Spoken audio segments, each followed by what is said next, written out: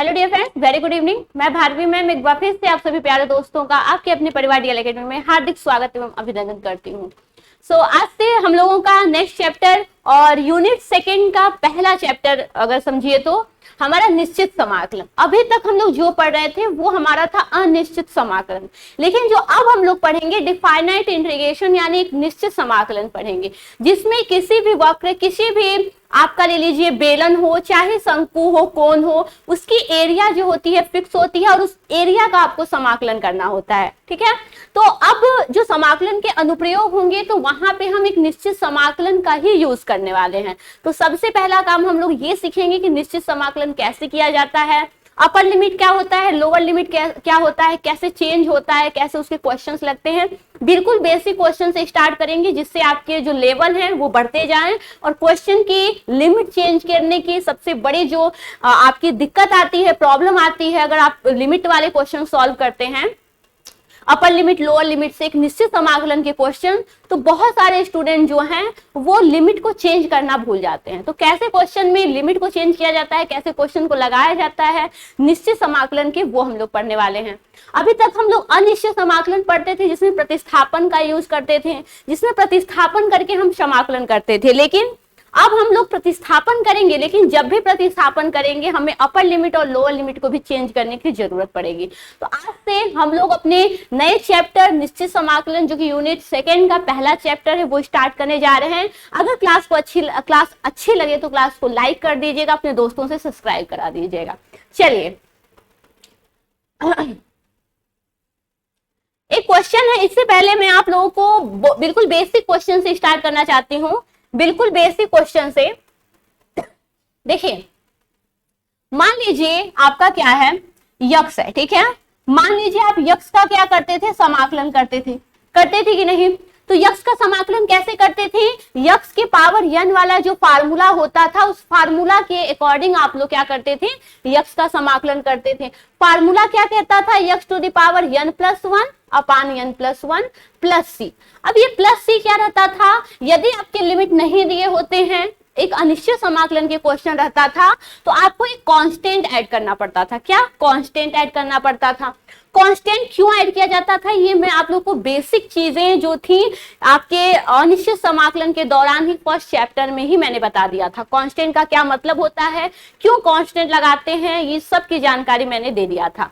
अब ये कांस्टेंट जो होता है, स्थिरांक होता है, उसका मान जो होता है वो निश्चित नहीं होता है, बदलता रहता है। कभी 5 हो सकता है, 7 हो सकता है, कुछ भी हो सकता है, साइन थीटा भी हो सकता है, अगर साइन यक्स का फंक्शन है तो कुछ भी हो सकता है। तो इसलिए सी का मान जो होता है वो कंफर्म नहीं होता है, तो हमें एक सी लगाना, एक कांस्टेंट को लगाना पड़ता है।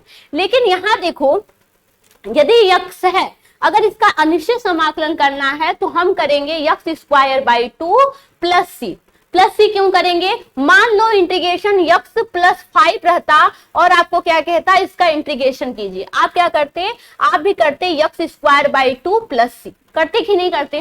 क्योंकि 5 का जब आप लोग करते सॉरी यहां से ले लो, यहां से मान के चलो, सॉरी डिफरेंशिएशन करते, यदि आप इसका क्या करते, डिफरेंशिएशन करते, क्या करते, यदि आप इसका डिफरेंशिएशन करते, इसको भी मिटा दो, मैं बेसिक थोड़ा सा बता दे रही हूं आपको। यदि आप इसका x के सापेक्ष डिफरेंशिएशन करते तो आपको वैल्यू मिलती 1 और प्लस कांस्टेंट का डिफरेंशिएशन आपको पता है कितना होता है, 0 होता है कि नहीं? तो इसकी वैल्यू आपकी कितनी आ गई, 1 आ गई।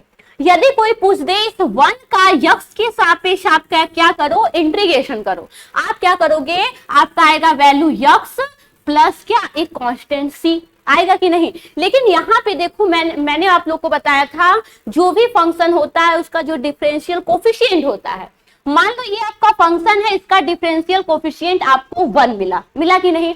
अब इसी डिफरेंशियल कोफिशिएंट का हम समाकलन करते हैं और जब समाकलन करते हैं तो हमें वही फंक्शन की प्राप्ति होती है। जब इस 1 का समाकलन किए तो हमें वो फंक्शन मिला कि नहीं? लेकिन इस फंक्शन में सिर्फ हमें यक्स मिला, 5 कहाँ गया?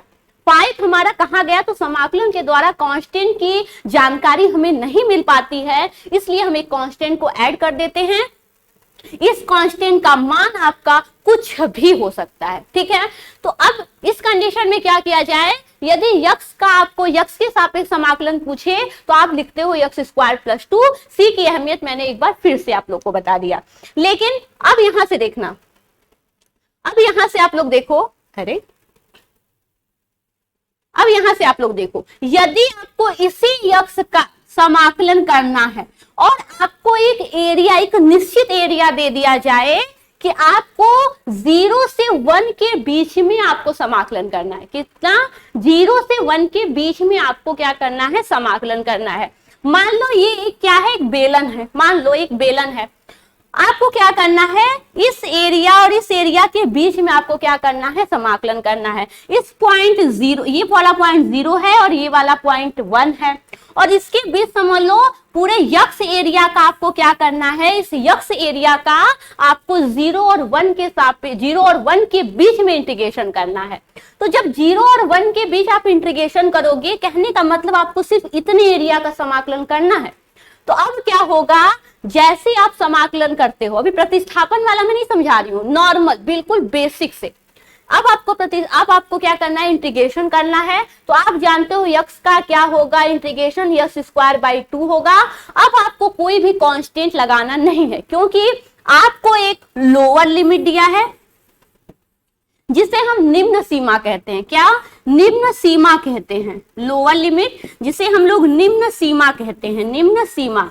और आपको एक दिया है अपर लिमिट, क्या दिया है, अपर लिमिट, अपर लिमिट जिसे हम लोग क्या कहते हैं, हम कहते हैं उच्च सीमा। बिल्कुल बेसिक से मैं स्टार्ट कर रही हूं, ठीक है। अब देखो, एक आपका लोअर लिमिट हो गया, एक आपका अपर लिमिट हो गया। अब आपको जब लोअर लिमिट अपर लिमिट दिया है, मींस इतनी एरिया के बीच आपको इंटीग्रेशन करना है। अब इसका इंटीग्रेशन करने के बाद कोई कांस्टेंट ऐड नहीं करोगे, इसे एक बड़े वाले ब्रैकेट में लिख करके लोअर लिमिट को नीचे और अपर लिमिट को ब्रैकेट के ऊपर चढ़ा दोगे, और कोई भी कांस्टेंट ऐड करने की जरूरत यहां पर नहीं है। अब क्या हो जाएगा, यहां से 1/2 क्या है, कांस्टेंट है, इसे ब्रैकेट के बाहर निकाल लेते हैं। ये आपका हो गया x square, lower limit 0, upper limit 1। अब क्या कहा जाता है, अब ये कहा जाता है कि लोअर लिमिट अपर लिमिट को इस वेरिएबल में रखना पड़ता है। लोअर लिमिट और अपर लिमिट को आपको इस वेरिएबल में रखना पड़ता है। अब क्या करोगे, यहां से कैसे रखा जाता है ये भी समझ लो।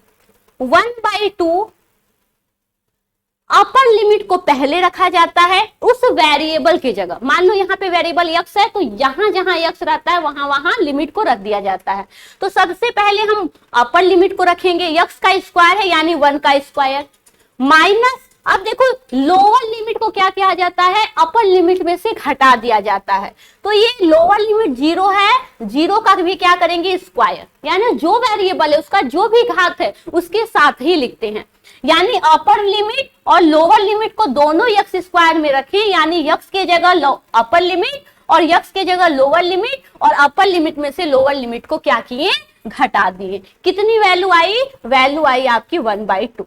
और यही क्या है, आपका आंसर है, यही क्या है, आपका आंसर है।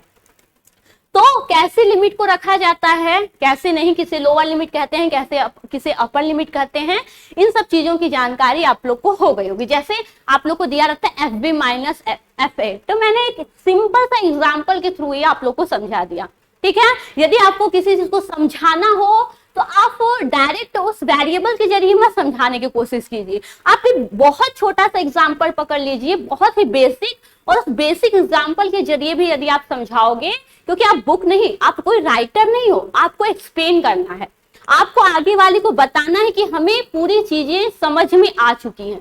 तो आप एक छोटा सा एग्जांपल ले लो और उसके थ्रू आप उसके प्रोसेस को बता सकते हो, ठीक है। मेरा मानना यही है, यदि मुझे कुछ एक्सप्लेन करना होता है तो मैं फार्मूला की सहायता नहीं लेती हूँ, मैं एग्जाम्पल का सहायता लेती हूँ, बिल्कुल बेसिक क्वेश्चन का, और उस बेसिक क्वेश्चन से मैं आपको उस प्रोसेस को समझाने की कोशिश करती हूँ, ठीक है। ये तो रहा सिंपल। लेकिन प्रतिस्थापन के केस में क्या होता है, प्रतिस्थापन के केस में आपको लिमिट को चेंज करने की जरूरत पड़ती है। क्यों? क्योंकि ये जो लिमिट है उस यक्स के अनुसार है।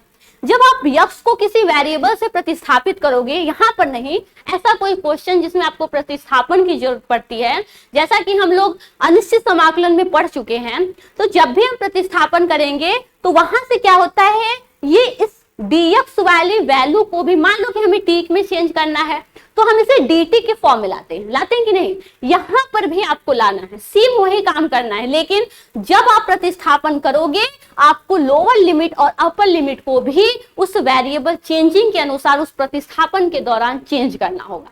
कैसे, वो भी मैं आप लोग को आगे बताऊंगी। क्वेश्चन देखिए, ये आपका क्या है, बिल्कुल बेसिक क्वेश्चन है आपका प्रतिस्थापन का। एक मैं और सिंपल क्वेश्चन बता दे रही हूं। मान लो आपका क्या है, 1/x है, इसका x के सापेक्ष समाकलन करना है। मान लो आपका क्या है, 0 से 1 ही करना है, ठीक है, 0 से 1 करना है। तो आपको पता है 1/x का समाकलन, क्योंकि यहाँ पे प्रतिस्थापन की जरूरत नहीं, प्रतिस्थापन की जब जरूरत होगी तब हम लिमिट को चेंज करेंगे, अभी नहीं करेंगे। अब आपको पता है 1/x का इंटीग्रेशन क्या होता है, log x होता है कि नहीं, log x होता है। अब आपको कांस्टेंट नहीं लगाना है क्योंकि आपको लिमिट दिया है, इसी एरिया के बीच निकालना है। अब क्या करेंगे, इसे बड़े ब्रैकेट के बीच रखेंगे और नीचे लोअर लिमिट को रखेंगे ब्रैकेट के, और ब्रैकेट के ऊपर आप अपर लिमिट को रखेंगे। फिर क्या कहता है, प्रोसेस कहता है जहां जहां वेरिएबल है वहां वहां अपर लिमिट को, और जहां जहां वेरिएबल है वहां वहां लोअर लिमिट को ले करके अपर लिमिट में से लोअर लिमिट को घटा दिया जाता है। क्या हो जाएगा, log x की जगह हम 1 रखेंगे, माइनस लोअर लिमिट क्या है, log 0। अब बताओ log 1 माइनस log 0 क्या हो जाएगा, log 1 माइनस log 0। इसका तो इनफाइनाइट भी ऐसे अगर करो तो 1/0 इनफाइनाइट भी हो सकता है, तो आप कुछ भी ले सकते हो, π/2 रख लो, ठीक है, π/2 रख दो, 0 to 3 रख दो, या 1 to 2 रख दो, ठीक है, कुछ भी रख सकते हो। तो ये सिंपल आप लोग का प्रोसेस था कि कैसे आप लोग इसको सॉल्व करते हो। चलो बिल्कुल बेसिक क्वेश्चन है ये, तो आप लोग कर लोगे। अब आता है प्रतिस्थापन वाला क्वेश्चन। क्या, प्रतिस्थापन वाला क्वेश्चन। प्रतिस्थापन वाला क्वेश्चन क्या कहता है, ये देखो, ये बहुत इंपॉर्टेंट है। यहां पर आप लोगों को लिमिट को चेंज करने की जरूरत पड़ती है। कैसे, अब यहां से आप लोग को प्रतिस्थापन वाला क्वेश्चन कैसे दिखाई दे रहा है, आप कैसे कह सकते हो कि प्रतिस्थापन वाला है, तो ध्यान देना, आपके जो नॉमिनेटर है और जो डिनोमिनेटर है, अगर आप tan इनवर्स x का डिफरेंशियल कोफिशिएंट जानते होगे तो आपको पता है tan इनवर्स x का डिफरेंशियल कोफिशिएंट 1/x² होता है। अगर ध्यान दिया जाए तो 1 + x² डिनोमिनेटर में है, हम इसे अगर अलग रखें तो हम 1/1 + x² कह सकते हैं। मीन्स यदि आप tan इनवर्स x को, अगर tan इनवर्स x को आप चेंज करते हो तो आपको क्या मिल जाएगा, यहां से 1 + x² की प्राप्ति हो जाएगी, यदि आप डिफरेंशियल कोफिशिएंट निकालते हो तो। चलो यहां से हम क्या करते हैं, मानते हैं, यानी प्रतिस्थापन करते हैं। अब हम क्या माने, अब हम मानते हैं tan इनवर्स x बराबर कितना, हम मान लेते हैं t, कितना, tan इनवर्स x बराबर हम मान लेते हैं कितना, t मान लेते हैं। तो यहां से क्या हो जाएगा, ये आपका हो जाएगा 1/1 + x², 1/1 + x² equal to dt/dx। होगा कि नहीं होगा, तो आप लिख सकते हो 1/1 + x² dx equal to dt। यानी क्या, आप यहां से लिखोगे साइन tan इनवर्स x को आपने t मान लिया, यानी साइन t हो गया, और 1/1 + x² यानी dx/1 + x² कितना हो गया, dt के बराबर, यानी ये आपका हो गया dt। अब क्या आप लोग जो लिमिट है, लोअर लिमिट और अपर लिमिट को 0 to इनफाइनाइट लिखोगे, नहीं। क्यों, क्योंकि ये जो लिमिट था वो x के लिए था। किसके लिए था, x के लिए था। जब आप इस x वेरिएबल को t के फॉर्म में, अदर वेरिएबल के फॉर्म में चेंज कर रहे हो तो आपको लिमिट भी उसी के अनुसार चेंज करना पड़ेगा। अगर आप 0 to इनफाइनाइट रख के लगाओगे आपके आंसर गलत हो जाएंगे, और बहुत सारे स्टूडेंट यहीं पे मिस्टेक करते हैं। यही सबसे बेसिक पॉइंट है कि आप अब लिमिट 0 to इनफाइनाइट नहीं लिख सकते हो। यदि प्रतिस्थापन किए तो प्रतिस्थापन के अकॉर्डिंग आपको लिमिट भी चेंज करना पड़ेगा। क्या हो जाएगा लिमिट, यहां से ध्यान देना।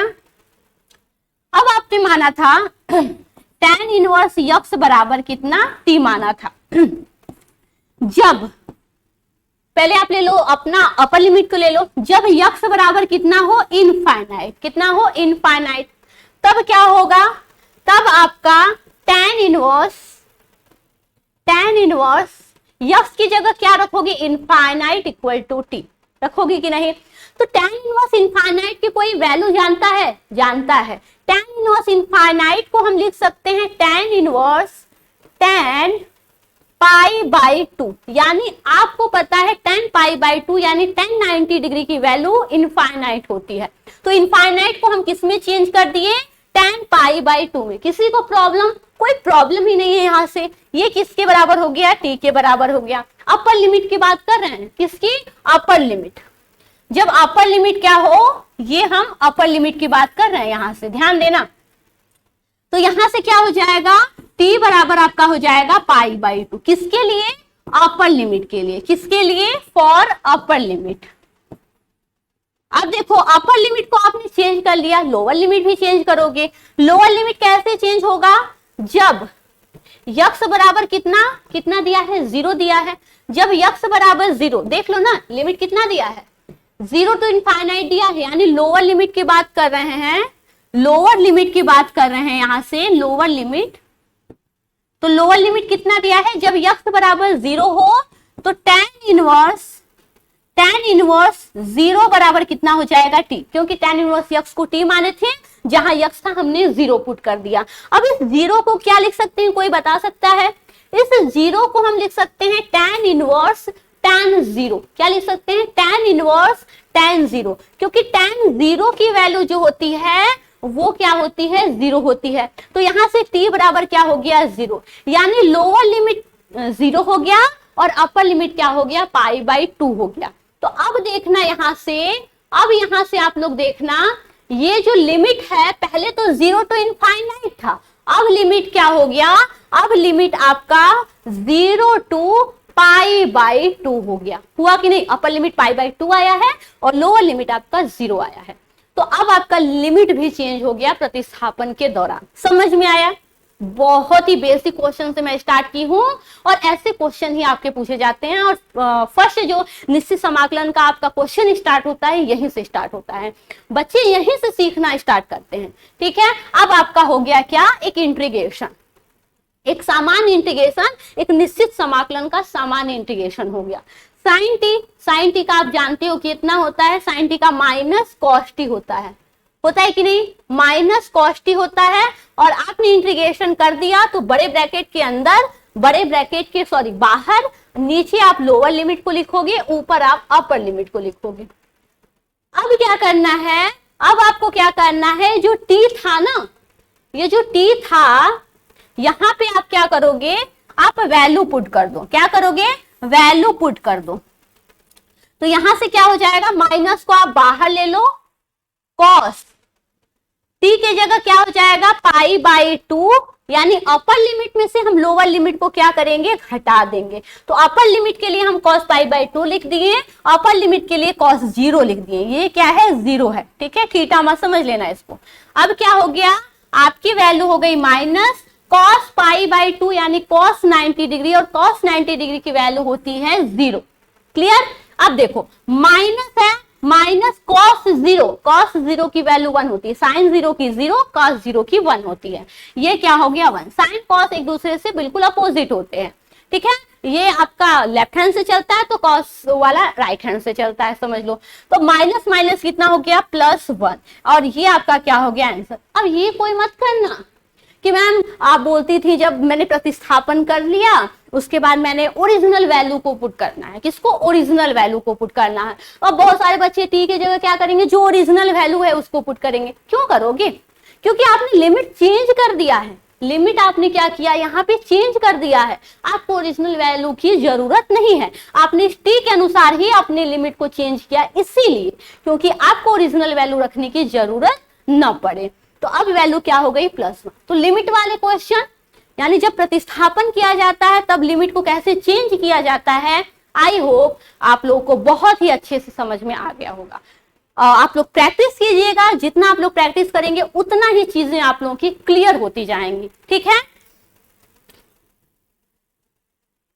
चलिए नेक्स्ट क्वेश्चन हम लोग देखते हैं। स्क्रीनशॉट लेने की जरूरत नहीं है, मैं आप लोगों को जानते हैं पीडीएफ में आप लोगों को डेली प्रोवाइड करा देती हूँ, ठीक है, पीडीएफ आप लोग के प्रोवाइड हो जाया करेंगे।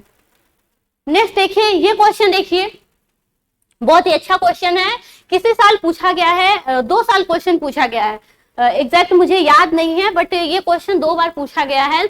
आपको पता है इसके पहले वाले जो चैप्टर था उसमें मैंने आप लोग को बताया था कुछ टाइप थे, कुछ टाइप बनते थे, जिसमें था 1/a plus B cos theta, था कि नहीं, 1/a plus B cos theta. इस टाइप के यदि इंटीग्रेशन मिलते थे तो आपको क्या करना होता था, इस कॉस थीटा को या जो कॉस एक्स है उसको आपको tan के फॉर्म में चेंज करना पड़ता था। किसके फॉर्म में, tan के फॉर्म में चेंज करना पड़ता था। इसके लिए आप लोगों को कॉस को tan में चेंज करने के लिए आपको फार्मूला पता होना चाहिए कि कॉस का tan के फॉर्म में क्या फार्मूला होता है। मैंने बार बार बताया हुआ है, ये क्वेश्चन भी मैंने बताया है, ठीक है, ये क्वेश्चन भी मैंने बताया है। तो कॉस का जो आपका tan के फॉर्म में होता है वो होता है माइनस tan स्क्वायर यक्स। अब क्या tan स्क्वायर यक्स होगा, ये देखना, यदि cos 2x होता तो ये रहता, लेकिन cos x है यानी हाफ एंगल फार्मूला है, हाफ एंगल का कोसाइन फार्मूला है, तो ये आपका क्या हो जाएगा, x/2 हो जाएगा। डिनोमिनेटर में 1 प्लस tan स्क्वायर x/2 होता है, ठीक है। अब यहां से देखो, यदि यहां से देखो, मैं थोड़ा ज्यादा ही बड़ा बड़ा लिखती हूँ, कोई बात नहीं। अब देखो यहां से क्या हो जाएगा, ये फार्मूला है आपका, तो जब हम वैल्यू पुट करेंगे 0 to pi 1/5 plus 4, cos x की जगह हम क्या रखेंगे, 1 माइनस tan स्क्वायर x/2 अपान 1 प्लस tan स्क्वायर x/2 और क्या dx। अब देखो इसको और सॉल्व कर दो, 0 to पाई 1 अपान, यहां से ध्यान देना, 5 मल्टीप्लाई कर दोगे 5 प्लस 5 tan स्क्वायर x/2। देखो ये क्वेश्चन मैंने बताया हुआ है, लेकिन लिमिट के केस में मैं बता दे रही हूँ, बाकी जितने भी क्वेश्चन बनते हैं ना आपके पीछे बताए गए क्वेश्चन ही है, अगर ध्यान से देखना तो। मैंने सब टाइप के क्वेश्चन आप लोग को पिछले क्लास में बताया था। लिमिट रखने का तरीका इस चैप्टर में आप लोग को समझना है कि लिमिट कैसे रखा जाता है, मेन वही आप लोग का यहाँ पे प्रॉब्लम देगा। जो स्टूडेंट सीखे रहेंगे उनको कोई प्रॉब्लम नहीं है। 4 माइनस 4 tan स्क्वायर x/2। अब ध्यान देना, 1 प्लस tan स्क्वायर x/2 नीचे रहेगा, ठीक है, लेकिन 1 प्लस tan स्क्वायर x/2 को हम क्या लिख सकते हैं, sec square x/2। Sec square x/2 अगर हमारा ऊपर जाएगा तो मल्टीप्लाई यहीं पे हम कर देते हैं सेक स्क्वायर x/2 dx, यानी नॉमिनेटर में आपका सेक स्क्वायर x/2 हो गया, डिनोमिनेटर में। अब तो इतना तो बेसिक चीजें आप लोग को समझ में आती होंगी, ठीक है। जितना स्टार्टिंग में स्टेप बढ़ाना था मैं आप लोग के लिए छोटा छोटा एक एक स्टेप बढ़ाती गई हूँ, लेकिन अब आप लोग एक्सपर्ट हो गए हैं क्वेश्चन को लगाने में। अगर लंबे क्वेश्चन है, 1 स्टेप 2 स्टेप कम भी कर दो, कोई प्रॉब्लम नहीं है। यहां से क्या हो जाएगा, 0 पाई और ये क्या हो जाएगा, सेक स्क्वायर x/2 dx अपान, यहां से इतना 5 प्लस 4 9 हो गया, और यहां से क्या हो गया, प्लस tan स्क्वायर x/2 हो गया कि नहीं। अब यहाँ पे देखना क्या होगा, आप क्या करोगे, tan स्क्वायर x/2, यानी जब tan x/2 को आप t मानोगे तो आपको जब डिफरेंशिएशन करोगे तो सेक स्क्वायर x/2 की प्राप्ति हो जाएगी। तो प्रतिस्थापन तो अच्छे से आता है, आप कर लोगे प्रतिस्थापन। लेकिन यहाँ पे बस मैं आप लोग को ये समझा रही हूँ, क्वेश्चन पूरा नहीं लगाऊंगी, आप लोग खुद लगाना। देखो मैंने क्या जब मैं प्रतिस्थापन करूंगी, जैसे पिछले क्लास में आप लोग क्या करते थे, क्वेश्चन सॉल्व करते थे प्रतिस्थापन वाले। मान लो tan x/2 को हमने क्या मान लिया, t मान लिया। अब बोथ साइड डिफरेंशिएशन करोगे क्योंकि हमें dx की वैल्यू भी चेंज करना है। ये क्या हो जाएगा, सेक स्क्वायर x/2, और x/2 का जब फिर से डिफरेंशिएशन होगा तो आपको 1/2 की प्राप्ति होगी, dx बराबर आपका हो जाएगा dt। यानी आपको नॉमिनेटर की जगह आप लोग को dt 2dt मिलेगा कि नहीं। आप लोग नॉमिनेटर की जगह 2dt रख देना और tan स्क्वायर x/2 की जगह t स्क्वायर लिख देना, ठीक है।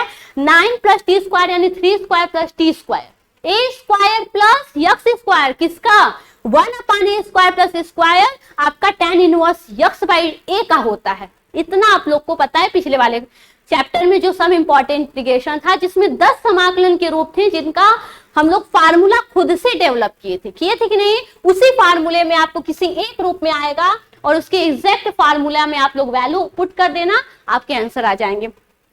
बात फंसता है यहाँ पे लिमिट पे।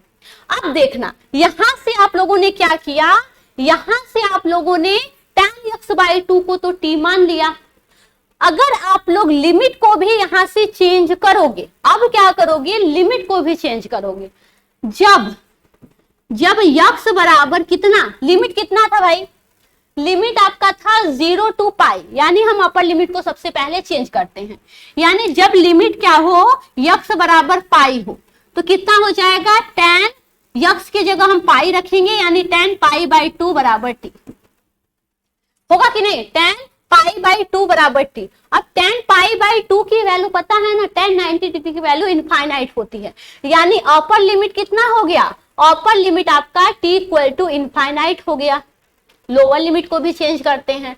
जब x बराबर कितना, वहां पे लिमिट 0 दिया है कि नहीं, जब x बराबर 0 तो tan 0/2 कितना है, tan 0/2 = 2, यानी tan 0 की वैल्यू 0, यानी आपकी जो लोअर लिमिट हुई, लोअर लिमिट कितनी आई, 0। जब आप इंटीग्रेशन करोगे तो आप लिखोगे लोअर लिमिट 0 और अपर लिमिट इनफाइनाइट, यहां से 2 dt आ जाएगा, ठीक है, 2 dt आ जाएगा अपान 3² प्लस कितना आपका t²। अब 2 को बाहर निकाल लेना, a² प्लस t² कितना होता है, 1/a tan 1x/a। आप लोग क्या करना, इनफाइनाइट, चलो कर ही देते हैं क्वेश्चन, कितना हो जाएगा, 2 बाहर हो जाएगा, इसका वैल्यू कितना आएगा आपका 1/a, a यानी कि 3 tan 1, ये मत करना कि ये कहां से आया। सब इंपॉर्टेंट इंटीग्रेशन में 10 के 10 फार्मूले और जिसके आपके क्वेश्चन प्रैक्टिस में भरपूर कराई हूं, ठीक है। आपके 1/a² प्लस x² का फार्मूला होता है 1/a tan 1x/a। तो x कितना है, t/a यानी 3/3, ठीक है। अब क्या करना है, अब आपको ये कांस्टेंट है बाहर निकाल देना। आपको पता है एक बड़े ब्रैकेट के बाद लोअर लिमिट और अपर लिमिट को चढ़ा दिया जाता है, ठीक है। तो यहां से क्या हो जाएगा, 2/3 tan 1, अब देखना ये क्या हो जाएगा, इनफाइनाइट/3 माइनस tan 1 0/3, हुआ कि नहीं हुआ। अब ये क्या हो जाएगा, ये आपका हो जाएगा यहां से 2/3। अब देखना tan 1 इनफाइनाइट हो गया माइनस tan 1 0 हो गया। tan 1 इनफाइनाइट की वैल्यू पता है कि नहीं, tan 1 इनफाइनाइट को हम लिख सकते हैं क्या, tan 1 tan π/2, यानी tan इनफाइनाइट को हम π/2 लिख सकते हैं कि नहीं। माइनस tan 1 0 को हम क्या लिख सकते हैं, tan 1 tan 0, यानी tan 1 tan कैंसिल, मिला क्या हमें 0। अब क्या वैल्यू मिल गई, वैल्यू 2 से 2 कैंसिल, मिल गई आपकी π/3। ये आपका क्या हो गया आंसर, मैंने पूरा ही क्वेश्चन लगा दिया, π/3 आपका आंसर हो गया। तो आप लोग को जितना क्वेश्चन बनता है इस पे आप लोग करना, ठीक है। आप लोग जितने क्वेश्चन बनते हैं इसमें भी देखो, वही आप लोग sin x को क्या मान लेना, t मान लेना, उसके अनुसार क्या कर देना, cos x dx मिल जाएगा, dt के बराबर हो जाएगा। sin x को t मानने हो तो उसके अनुसार आप लोग 0 और π/2 को भी लिमिट को चेंज कर देना। 2 क्वेश्चन बार बार देखना, जो प्रतिस्थापन का 2 क्वेश्चन में बताई थी उस क्वेश्चन को बार बार देखना, लिमिट रखने का तरीका आप लोग को आ जाएगा, मैक्सिमम क्वेश्चन आप सॉल्व कर सकते हो। तो आज की क्लास के लिए इतना ही। मैंने बेहतरीन से बेहतरीन ढंग से आप लोग को समझाने की कोशिश किया है। कोई भी प्रॉब्लम हो आप लोग क्या कर सकते हैं, आप लोग व्हाट्सएप ग्रुप पे जो भी बच्चे हमारे पेड क्लासेस में जुड़े हुए हैं वो जो स्क्रीन पे नंबर चल रहा है उस पर कांटेक्ट करके व्हाट्सएप कर दीजिए। जितने भी आपके अच्छे क्वेश्चन रहेंगे मैं यहीं पे डिजिटल बोर्ड पे आप लोग को समझाऊंगी, या अगर टाइम मिलता है तो मैं आप लोग को खुद उस क्वेश्चन को लगा करके सेंड कर दूंगी, ठीक है। इसके पीडीएफ आप लोग को क्लास खत्म होने मतलब इस चैप्टर खत्म होने के बाद अवेलेबल हो जाएगा। तब तक आप लोग अपना खुद का नोट्स बनाते रहिए। Thank you so much. एक बार क्लास की लिंक को और क्लास के बारे में अपने सभी साथियों से शेयर भी कीजिए। और अभी भी 149 का प्रीमियम चल रहा है, अपने दोस्तों को भी बता दीजिए, क्योंकि आपको पीडीएफ क्लासेस, रिकॉर्डेड क्लासेस और आपके जितने भी वन शॉट वीडियो हैं, पीडीएफ हैं, रैपिड रिवीजन और इंपॉर्टेंट क्वेश्चन की भी सीरीज बहुत ही जल्द चलने वाली है और बहुत चल भी रही है। तो आज की क्लास के लिए बस इतना ही। Thank you so much.